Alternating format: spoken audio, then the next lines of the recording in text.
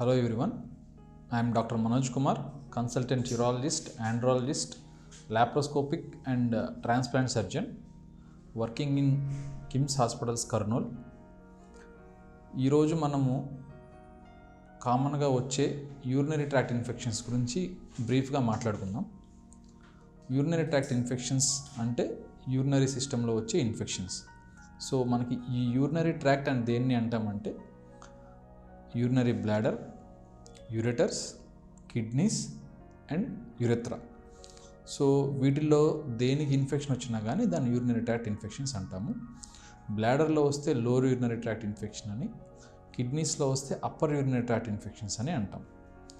So ఇది అందరికీ కామన్గా వచ్చే ఇన్ఫెక్షన్స్ కాబట్టి వీటి గురించి మనము కొంతైనా తెలుసుకొని ఉండటం మంచిది.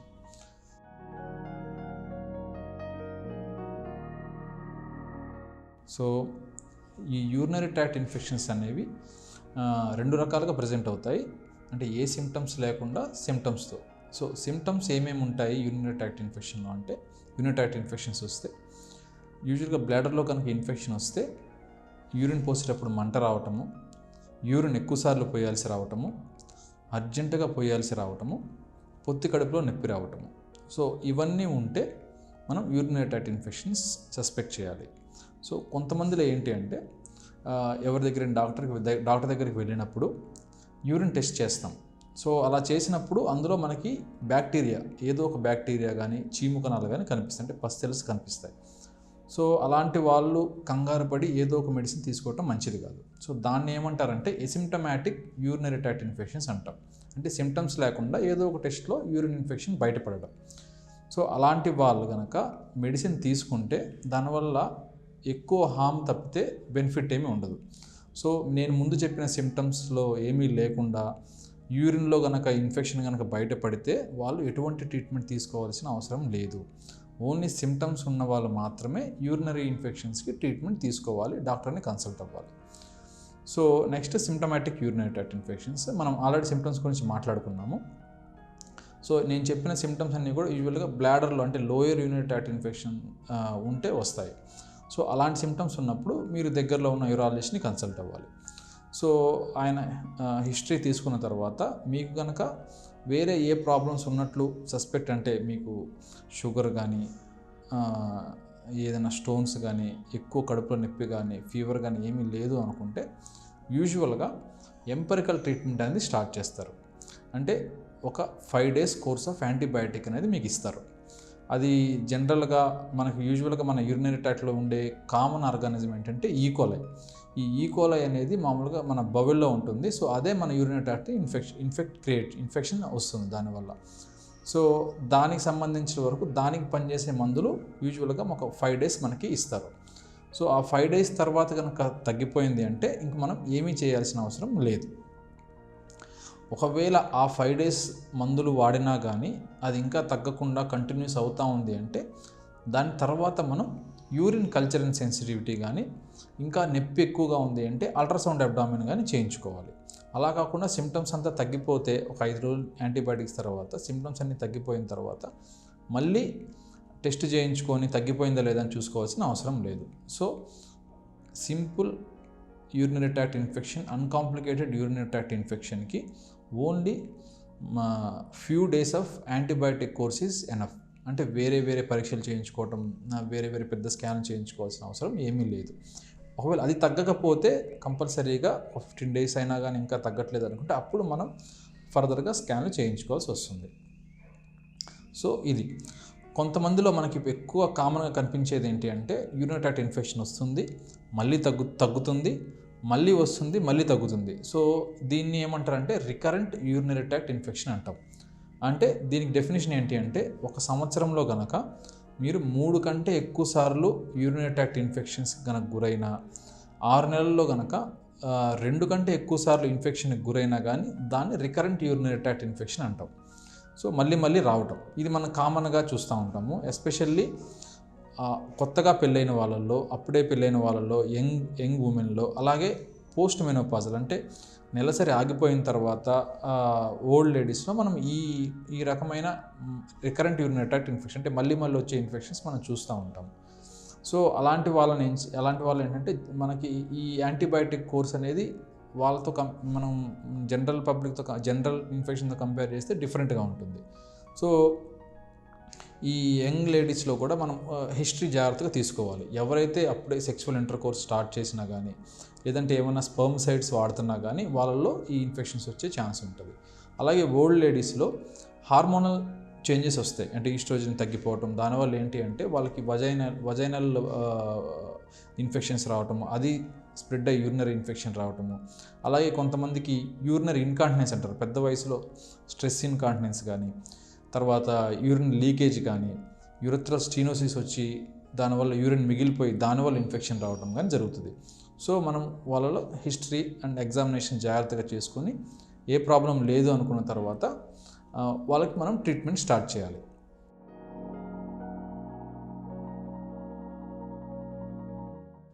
సో ఇలా మళ్ళీ ఇన్ఫెక్షన్ వచ్చే వాళ్ళకి ట్రీట్మెంట్ ఏంటంటే ముందుగా బిహేవియరల్ థెరపీ, అంటే వాళ్ళు కొంచెం లైఫ్ స్టైల్ మాడిఫికేషన్ చేసుకోవాలి.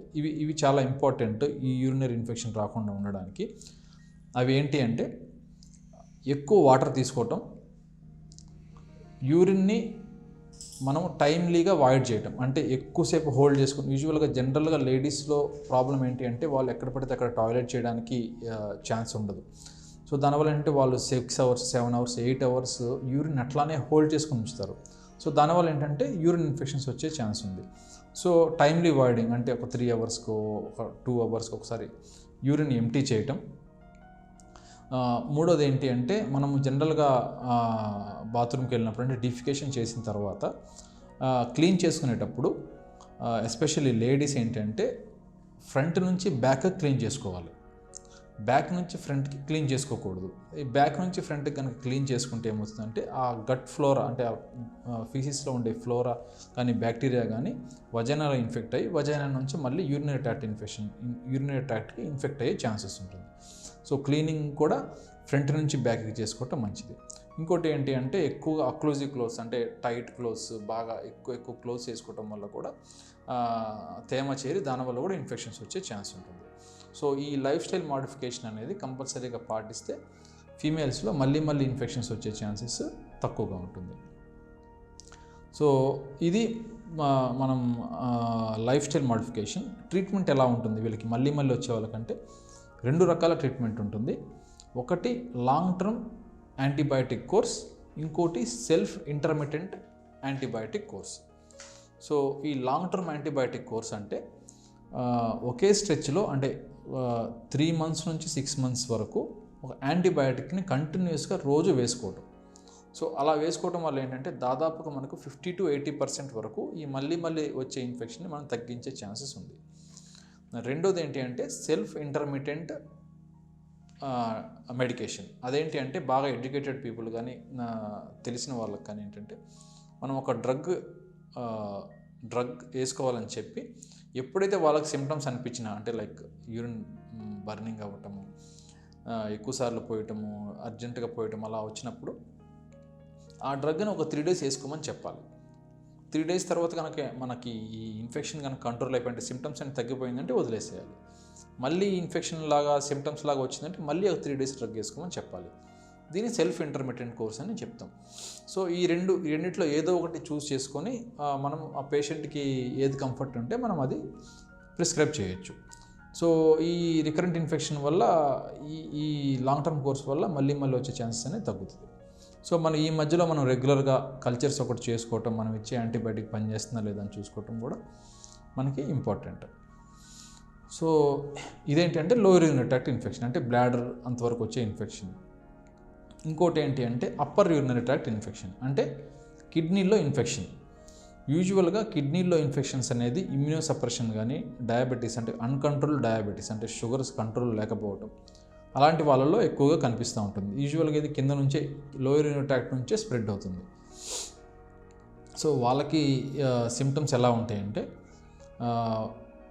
ఫీవర్ ఎక్కువ రావటం, లాయిన్ టెండర్నెస్ అంటే నడుము నొప్పి ఎక్కువ రావటం, చలి జ్వరం రావటం, యూరిన్ బర్నింగ్ సెన్సేషన్ రావటం, ఇంకా ఎక్కువైపోతే బీపీ ఫ్లక్చుయేషన్స్ రావటం కూడా జరుగుతుంది.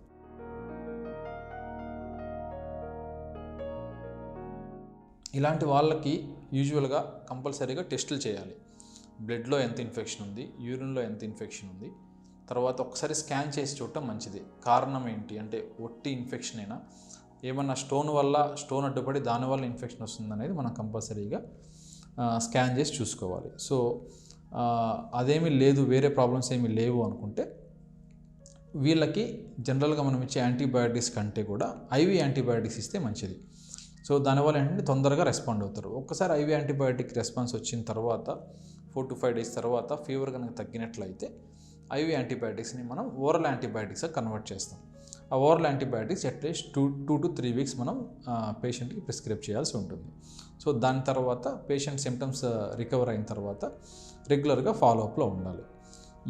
మనం ఇప్పుడు అంతకుముందు చెప్పుకున్న యూరినరీ ట్రాక్ట్ ఇన్ఫెక్షన్ కూడా ట్రీట్మెంట్ తర్వాత సిమ్టమ్స్ కనుక తగ్గిపోయి పేషెంట్కి రికవర్ అయిన తర్వాత మళ్ళీ యూరినరీ ట్రాక్ట్ ఇన్ఫెక్షన్ ఉందా, బ్యాక్టీరియా పోయిందా లేదా, పస్సెల్స్ ఉన్నాయా లేవా అని చెక్ చేసుకోవాల్సిన అవసరం లేదు. మనం ఇప్పుడు ఓన్లీ సిమ్టమ్స్ ఉంటే మాత్రమే యూరిన్ ఇన్ఫెక్షన్ టెస్ట్ చేయాలి. సిమ్టమ్స్ లేకపోతే యూరిన్ ఇన్ఫెక్షన్ టెస్ట్ చేయాల్సిన అవసరం లేదు. సో ఇది యూరినరీ ట్రాక్ట్ ఇన్ఫెక్షన్ గురించి. తర్వాత ఇవన్నీ కూడా uncomplicated urinary tract infections. So complicated అంటే ఏంటి? కాంప్లికేటెడ్ అంటే స్టోన్ నుండి ఇన్ఫెక్షన్ రావటము, మేల్స్లో అంటే ప్రోస్టేట్ గ్రంథి పెరగటం వల్ల ఇన్ఫెక్షన్ రావటము, రిఫ్లెక్స్ అంటారు, వియూఆర్ అంటారు, అంటే యూరిన్ తిరిగి కిడ్నీస్లోకి వెళ్ళటం పాసిబుల్, దానివల్ల ఇన్ఫెక్షన్ రావటము, ఇమ్యూనో సప్రెషన్ అంటే హెచ్ఐవి పేషెంట్స్లో కానీ వీళ్ళలో స్టెరాయిడ్స్ వాడే వాళ్ళలో ఇన్ఫెక్షన్ రావటము, కెథెటర్ ఉన్న వాళ్ళ పేషెంట్స్లో ఇన్ఫెక్షన్ రావటం, వీటన్నిటిని ఉంటే కాంప్లికేటెడ్ యూటీఐస్ అంటాం. సో అలా ఉన్నప్పుడు మనం ఈ ఇన్ఫెక్షన్ ట్రీట్ చేయడంతో పాటు ఆ కాజును కూడా ట్రీట్ చేయాలి. లైక్ స్టోన్ ఉంటే స్టోన్ తీసేయటము, షుగర్స్ ఎక్కువగా ఉంటే షుగర్స్ని కంట్రోల్ చేయటము, ప్రోస్టేట్ కనుక ఎక్కువగా ఉండి ఇబ్బంది కలుగుతూ ఉందంటే ప్రోస్టేట్ సర్జరీ చేయటము, స్ట్రిక్చర్ కనుక ఉందంటే స్ట్రిక్చర్కి ఆపరేట్ చేయటము. సో దీంతో పాటు ఆ కాజును కూడా మనం ట్రీట్ చేయాల్సి ఉంటుంది. అలా అప్పుడే మళ్ళీ రాకుండా ఉంటుంది. ఓన్లీ ఇన్ఫెక్షన్ ట్రీట్ చేస్తే అది మళ్ళీ రికరెన్స్ వచ్చే ఛాన్స్ ఉంటుంది. సో ఇది జనరల్గా యూరినరీ ట్రాక్ట్ ఇన్ఫెక్షన్ గురించి. కొన్ని స్పెషల్ కేసెస్ ఏంటి అంటే infections in pregnancy, infections in children. వీటి గురించి కూడా కొంచెం బ్రీఫ్గా చెప్తాను. సో మెయిన్ ఏంటంటే మనం ఇందాక చెప్పుకున్నాం, ఎసిమ్టమాటిక్ యూరినరీ ట్రాక్ట్ ఇన్ఫెక్షన్లో ట్రీట్మెంట్ చేయాల్సిన అవసరం లేదు. అంటే సిమ్టమ్స్ లేకపోతే యూరిన్ ఇన్ఫెక్షన్ ట్రీట్ చేయాల్సిన అవసరం లేదు. దానికి ఓన్లీ ఎక్సెప్షన్ ఏంటి అంటే ప్రెగ్నెంట్ లేడీస్. అంటే ప్రెగ్నెన్సీ లేడీస్లో సిమ్టమ్స్ లేకపోయినా కానీ యూరిన్లో కనుక ఇన్ఫెక్షన్ ఉంది అంటే కంపల్సరీగా వాళ్ళకి కల్చర్ తీసి దానికి సంబంధించిన యాంటీబయాటిక్స్ ఇచ్చి యూరిన్ ఇన్ఫెక్షన్ని కంట్రోల్ చేయాలి.